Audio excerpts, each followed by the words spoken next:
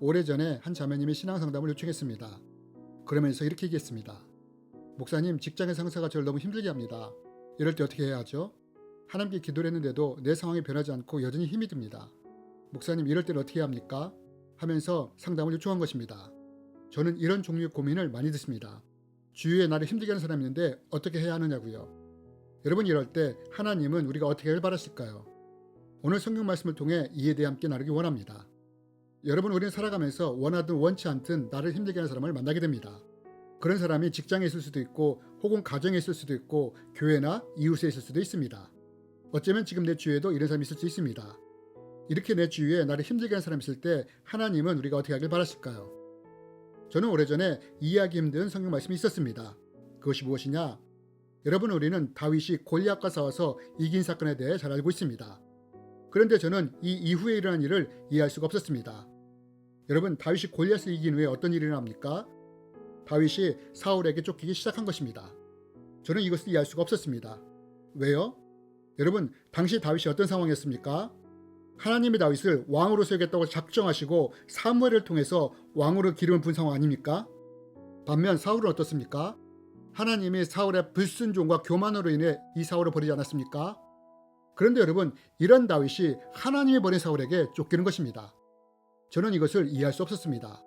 더욱이 제가 더 이해할 수 없었던 것은 다윗이 이렇게 사울에게 쫓기는데도 하나님은 이것을 막지 않으셨다는 것입니다. 물론 성경은 이렇게 말합니다. 다윗이 광야의 요새에도 있었고 또 십광야 산골에도 머물렀으므로 사울이 매일 잣때 하나님이 그를 그의 손에 넘기지 아니하시니라. 여러분, 이 말씀을 보면 하나님이 다윗을 도왔다는 얘기가 나옵니다. 그런데 제가 이해할 수 없었던 것은 하나님은 다윗이 사울에게 쫓기지 않게끔 막아주실 수 있는 능력 있는 분임에도 불구하고 단지 잡히지만 않게 하셨을 뿐 여전히 사울에게 쫓기도록 그냥 주셨다는 것입니다. 저는 이것을 이해할 수가 없었습니다. 그렇다면 여러분, 왜 하나님은 이렇게 하셨을까요? 저는 오랜 시간 후에 사무엘상 22장을 묵상하다가 그 이유를 깨닫게 되었습니다. 여러분, 왜 하나님은 다윗이 사울에게 쫓기도록 그냥 두셨느냐? 우리는 그 이유를 사무엘상 22장 1절과 2절 말씀을 통해 찾아볼 수 있습니다. 그러므로 다윗이 그곳을 떠나 아둘람굴로 도망하며 그의 형제와 아버지의 온 집이 듣고 그리로 내려가서 그에게 이르렀고 환난당한 모든 자와 빚진 모든 자와 마음이 원통한 자가 다 그에게로 모였고 그는 그들의 우두머리가 되었는데 그와 함께한 자가 400만가량이었더라. 여러분, 본문 말씀에 뭐라고 기록되어 있습니까? 다윗이 사울을 피해 아둘람굴로 도망갔다고 했습니다. 그런데 이때 사람들이 다윗에게 몰려왔다고 합니다. 어떤 사람들이 몰려왔다고 합니까? 환난당한 자, 빚진 자, 마음이 원통한 자들이 모여들었고 다윗이 이들의 우두머리가 되었다고 합니다. 그럼 왜 이런 사람들이 다윗에게 몰려들었을까요? 그것은 다윗이 이들을 받아주고 품어주었기 때문입니다. 왜요? 다윗이 사울에게 억울하게 쫓기면서 억울한 사람들의 마음을 알았기 때문입니다. 그래서 다윗이 이런 사람들을 받아주고 품은 것입니다. 과부의 서름은 과부가 한다는 말이 있듯이 다윗이 사울에게 억울한 일을 당하고 있었기에 이런 사람들의 마음과 상황을 알므로 이들을 품어주고 받아준 것입니다. 여러분, 왜 하나님이 다윗이 사울에게 쫓길 때 하나님이 사울을 막지 않고 그대로 주셨을까요? 그것은 하나님이 다윗을 성장시키기 위해 사울을 통한 연단을 허락하셨던 것입니다. 여러분, 어떤 목사님이 설교 중에 이런 말씀하셨습니다. 우리가 사랑의 열매를 맺게 해달라고 기도하면 하나님은 사랑의 열매가 아니라 오히려 사랑할 수 없는 사람을 부여주신다고요.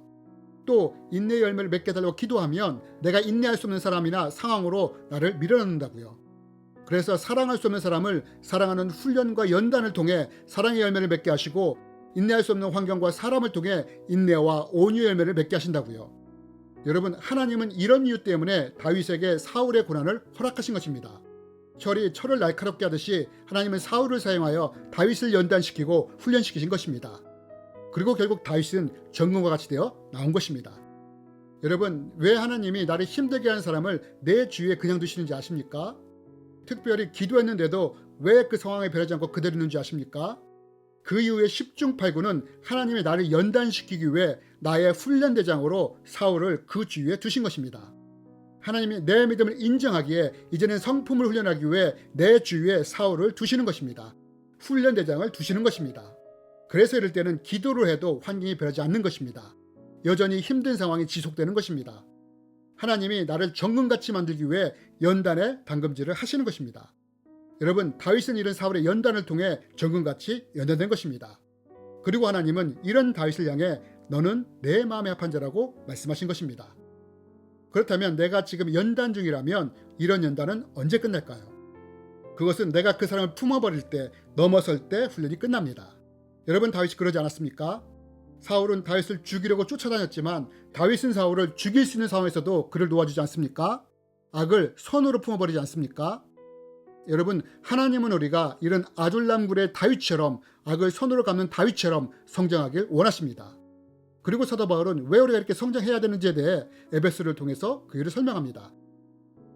우리가 다 하나님의 아들을 믿는 것과 아는 일에 하나가 되어 온전한 사람을 이루어 그리스도의 장성한 분량이 충만한 데까지 이르리니 이는 우리가 이제부터 어린아이가 되지 아니하여 사람의 속임수와 간사한 유혹에 빠져 온갖 교훈의 풍조에 밀려 요동하지 않게 하려 함이라.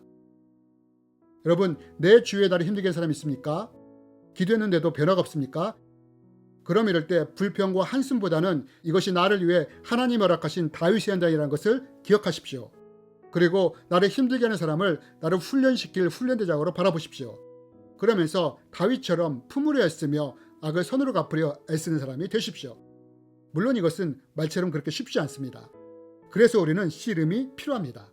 내 안에 미움과 분노가 올라올 때 이 감정에 굴복하는 것이 아니라 내 감정과 씨름하며 싸우는 것입니다.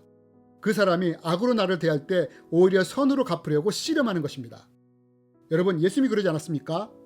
사람들이 예수님을 십자가에 못 박을 때 저주와 비난이 아니라 오히려 이들을 용서하시지 않습니까? 스데반은 어떻습니까? 자기를 죽이려고 달려드는 사람을 향해 하나님의 자비를 구하지 않습니까? 여러분, 이것이 바로 하나님의 성품이고 하나님은 우리가 이런 그리스도의 장성한 분량까지 성장하길 원하십니다. 여러분, 지금 내 주위에 나를 힘들게 하는 사람이 떠오릅니까? 그렇다면 이렇게 스스로 물으십시오. 하나님은 내가 어떻게 하길 바라실까? 라고 말입니다. 그리고 결단하십시오. 그리고 다윗의 길을 따르십시오. 그리고 이 연단이 끝났을 때 하나님으로부터 너는 내 마음에 합한 자라고 인정받는 우리들이 되었으면 좋겠습니다.